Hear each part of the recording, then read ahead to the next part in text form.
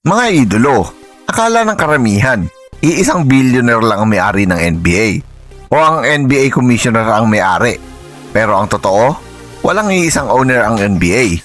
Kaya sino nga ba talaga ang may kontrol sa pinakamalaking basketball league sa buong mundo?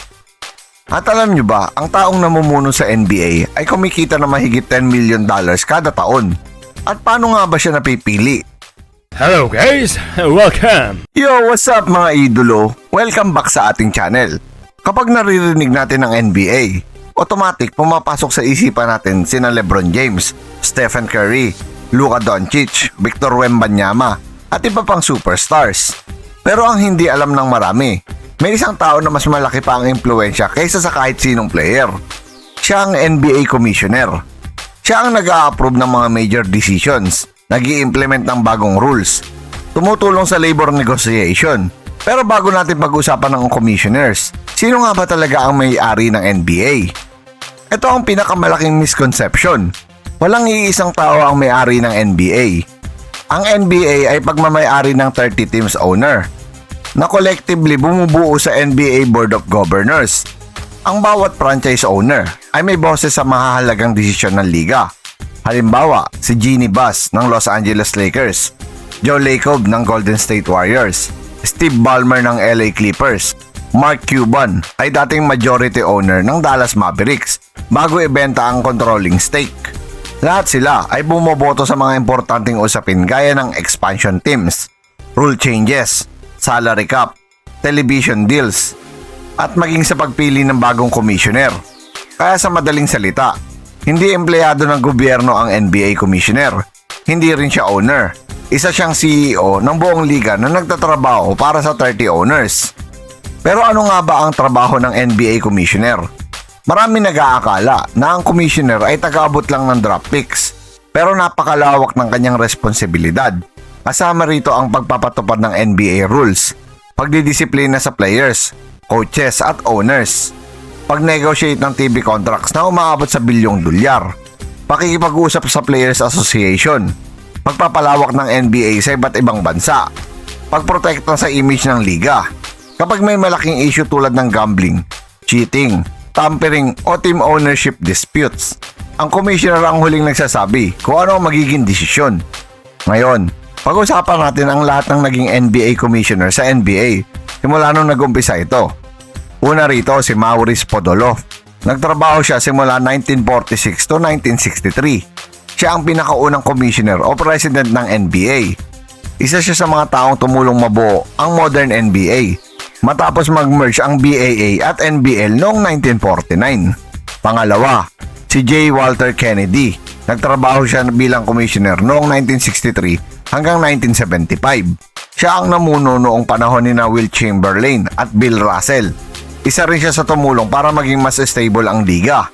Pangatlo, si Larry O'Brien, 1975 to 1984. Kung pamilyar kayo sa Larry O'Brien Trophy, oo, sa kanya pinangalan ng NBA Championship Trophy na iyon. Sa panahon niya, nagsimulang lumakas ang popularity ng NBA. Pang-apat mga idolo, si David Stern, 1984 hanggang 2014. 30 years siyang nagtrabaho bilang NBA Commissioner. Para sa maraming basketball fans, si David Stern ang greatest NBA commissioner of all time. Noong dumating siya, hindi pa ganun kalaki ang NBA. Pero sa loob ng halos 30 taon, ginawa niyang global brand ang liga. Sa panahon niya sumikat sina Michael Jordan, Magic Johnson, Larry Bird, Kobe Bryant, Shaquille O'Neal, Tim Duncan, LeBron James at marami pang iba mga idolo.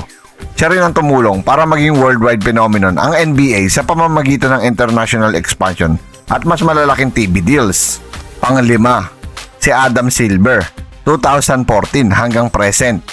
Noong 2014, si Adam Silver ang pumalit kay David Stern. Isa sa pinakaunang malaking desisyon niya ay ang habang buhay na ban kay Donald Sterling matapos ang racist remarks nito. Sa ilalim ni Adam Silver, mas lumaki pa ang international reach ng NBA. Mas lumaki rin ang revenue. At ngayon, patuloy niyang pinaplano ang posibleng expansion ng NBA sa Seattle at Las Vegas. Pero magkano ang sweldo ng NBA Commissioner? Ito ang exciting na parte. Hindi opisyal na nilabas ng NBA ang eksaktong salary ng Commissioner. Pero ayon sa iba't ibang credible business reports, si Adam Silver ay tinatayang kumikita na mahigit $10 million kada taon. At may mga ulat na mas mataas pa depende sa kontrata at incentives. Kung i-convert natin sa Philippine peso mga idolo, mahigit 570 million kada taon. Ibig sabihin, mahigit 1.5 million kada araw. Hindi pa kasama rito ang bonuses at iba pang compensation. Hindi nakakapagtaka dahil hawak niya ang operasyon ng isang sports league na nagge-generate ng bilyong-bilyong dolyar kada taon. Pero paano nga ba napipili ang NBA commissioner? Hindi ito election ng fans, hindi rin boto ng players. Kapag kailangan ng bagong commissioner, ang NBA Board of Governors na binubuo ng 30 team owners ang naghahanap at pumipili ng kandidato. Ang commissioner ay nagsisilbing chief executive ng liga at kailangan makuha ang suporta ng mga owners. Kadalasan, ang napipili ay matagal ng executive ng NBA. Halimbawa, si Adam Silver ay halos 2 dekada nang nagtatrabaho sa NBA bago siya naging commissioner. Unti-unti siyang umakyat sa iba't ibang executive positions hanggang siya ang napili bilang kapalit ni David Stern. Ibig sabihin, hindi sapat ang pagiging sikat. Kailangan mo magkaroon ng leadership, business knowledge, legal expertise at tiwala ng mga owners. Ngayon mga idolo, alam nyo na, hindi pala iisang billionaire lang ang may-ari ng NBA. Ang tunay na nagpapatakbo ng liga ay ang 30 team owners sa pamamagitan ng Board of Governors, habang ang commissioner ang nagsisilbing chief executive ng buong NBA. Sa tingin ninyo mga idolo, si Adam Silver ba ang pinakamahusay na NBA commissioner sa kasaysayan o mas magaling pa rin si David Stern? Comment nyo ang sagot nyo sa baba.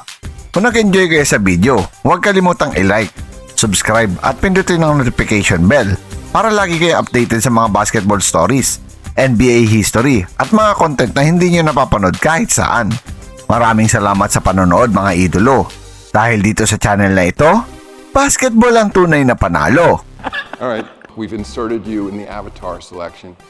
And then, see where the red is going? We could choose different players. Yeah. So then we're going to pick Horton Tucker. All right, you ready? Yep. All right, so go ahead and roll that.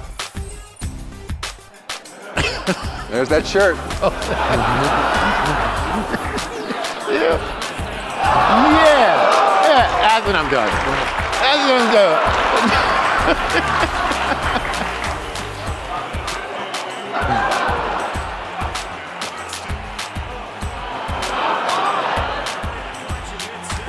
Where'd you get the idea to stick your tongue out like that? Yeah, somebody copied me, you know.